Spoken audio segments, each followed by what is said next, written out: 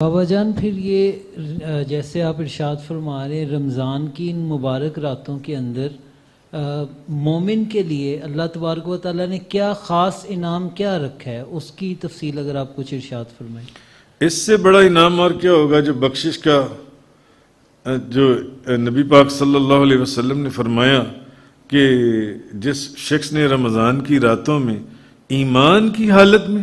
اب آپ لوگوں نے نماز تراویح پڑھی، عشاء کی نماز پڑھی، الحمدللہ ایمان کی حالت میں پڑھی ہے نا،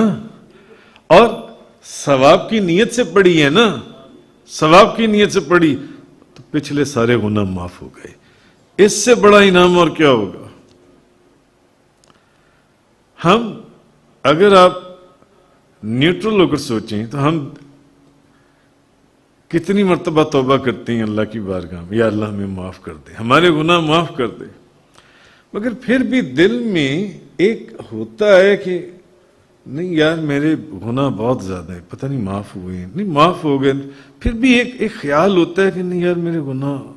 میرے گناہ جو ان سے، اچھا یا اللہ میرے گناہ معاف کر دے۔ پتہ ہوتا ہے بندے کو، اس کا جو ضمیر ہے نا وہ اس کو بتا رہا ہوتا ہے کہ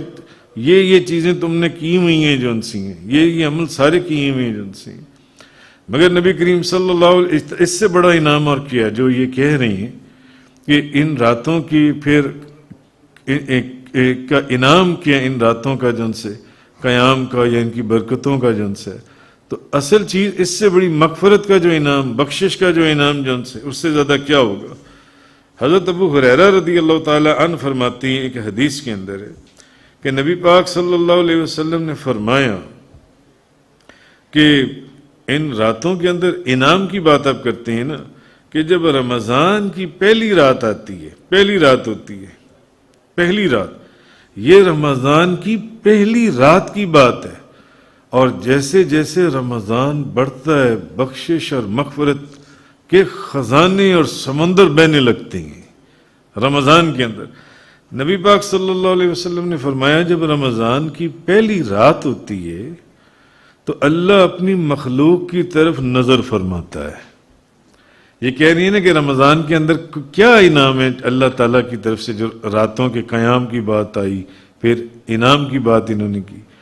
تو اللہ تعالیٰ جب رمضان، یہ تو پہلی رات کی بات ہے کہ اللہ تعالیٰ اپنی مخلوق کی طرف نظر فرماتا ہے، نظر فرماتا ہے۔ تو ہم بھی تو اللہ کی مخلوق میں سے ہیں نا، اللہ کی مخلوق میں سے، اور پھر اللہ کی اس مخلوق میں سے جو ایمان والی ہیں، جو ایمان والی ہیں، کلمہ پڑھنے والی ہیں، اس کے رسول کی امت میں سے، اس کے محبوب کی امت میں سے، تو اللہ جب پہلی رات آتی ہے تو ایمان اللہ تعالیٰ اپنی مخلوق کے اوپر جن سے وہ نظر فرماتا ہے۔ حدیث میں اللہ اپنی مخلوق پر نظر فرماتا ہے۔ نبی پاک صلی اللہ علیہ وسلم نے فرمایا، اور جب اللہ کسی بندے کی طرف نظر فرمائے، اللہ اپنے کسی بندے کی طرف نظر فرماتا ہے، اور پہلے حضور نے فرما دیا کہ پہلی رات اللہ اپنی مخلوق کی طرف نظر فرماتا ہے، اور آگے فرمایا اللہ اپنی مخلوق کی طرف جب نظر فرماتا ہے تو پھر جس پر وہ یعنی نظر فرماتا ہے اس کو عذاب نہیں دے گا، اس کو عذاب نہیں دیا جائے گا، اس شخص کو جن سے اس کو کبھی عذاب نہیں دے گا، حدیث کے الفاظ ہیں،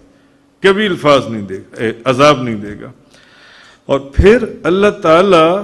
رمضان شریف کے اندر 10 لاکھ لوگوں کو جہنم سے آزاد فرماتا ہے۔ کتنے لوگوں کو؟ 10 لاکھ لوگوں کو، 10 لاکھ لوگوں کو، مگر رمضان پورے میں نہیں، ایک دن اور رات کے اندر 10 لاکھ لوگوں کو جہنم سے آزاد فرماتا ہے۔ اور نبی پاک صلی اللہ علیہ وسلم نے فرمایا جب 29ویں رات آتی ہے تو جتنے لوگ پورے مہینے میں جہنم سے آزاد کیے جاتے ہیں اتنے لوگ صرف 29ویں کی رات کو جہنم سے آزاد کر دیے جاتے ہیں۔ اس سے بڑا انعام کیا ہوگا؟ اس سے بڑا انعام کیا ہوگا کہ اللہ تعالیٰ یہ وہ مہینہ ہے جس کے اندر آسمان کے دروازے، جنت کے دروازے اور رحمت کے دروازے کھلتے ہیں اور دوزخ کے دروازے بند کر دیے جاتے ہیں. جو ان سے دوزخ کے دروازے عام مہینوں کے اندر، حدیث کے اندر دوسرے مہینوں کے اندر حضرت ابو ہریرہ فرماتے ہیں نبی پاک صلی اللہ علیہ وسلم نے فرمایا ہر رات اللہ اپنی شان کے مطابق آسمان دنیا کی طرف نزول فرماتا ہے، ہر رات. اور جب رات کا آخری تہائی حصہ باقی رہ جاتا ہے، اور آپ لوگ جانتے ہیں کہ جو اللہ کے بندے ہیں وہ تہجد کی نماز ایسے ہی پڑھتی ہیں جیسے فرض نماز پڑھتی ہیں، فرض نماز پڑھتی ہیں.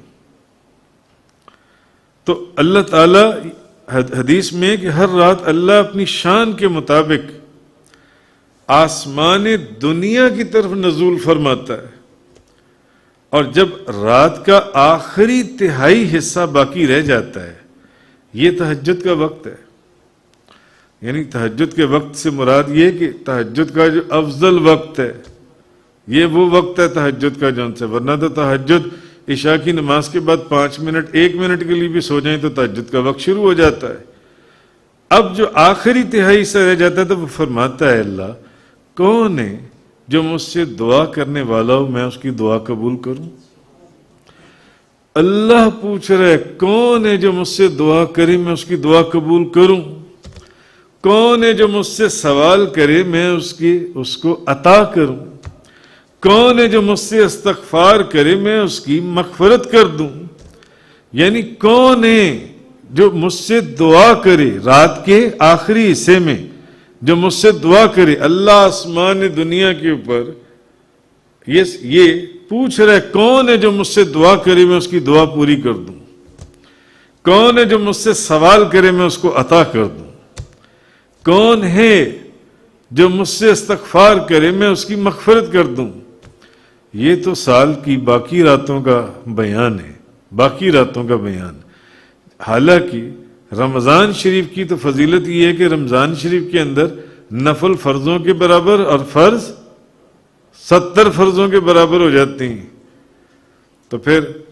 رمضان شریف کی راتوں کے اندر اگر عام راتوں کے اندر سارا سال اللہ تعالیٰ اپنے بندے سے یہ پوچھ رہا ہے کہ کون ہے جو مجھ سے سوال کرے اور میں اس کو عطا کروں، کون ہے جو مجھ سے دعا کرے میں اس کی دعا قبول کروں، کون ہے جو مجھ سے معافی طلب کرے میں اس کو معاف کر دوں، استغفار مانگے مجھ سے. تو رمضان جس کے اندر نفل فرضوں کے برابر اور فرض 70 فرضوں کے برابر ہو جاتے ہیں، تو پھر رمضان کی راتوں کی فضیلت کیا بیان کی جائے گی. تو یہ کم انعام ہے اللہ تعالیٰ کا جن سے کہ اللہ تعالیٰ رمضان کی پہلی رات اپنی مخلوق کی طرف نگاہ فرماتا ہے، اور مخلوق کے اندر بخشے وہی جاتے ہیں جو ایمان والے ہیں، جو ایمان والے ہیں. اور جن کی طرف حضور نے فرمایا اللہ تعالیٰ نگاہ فرماتا ہے ان کو پھر عذاب نہیں دے گا.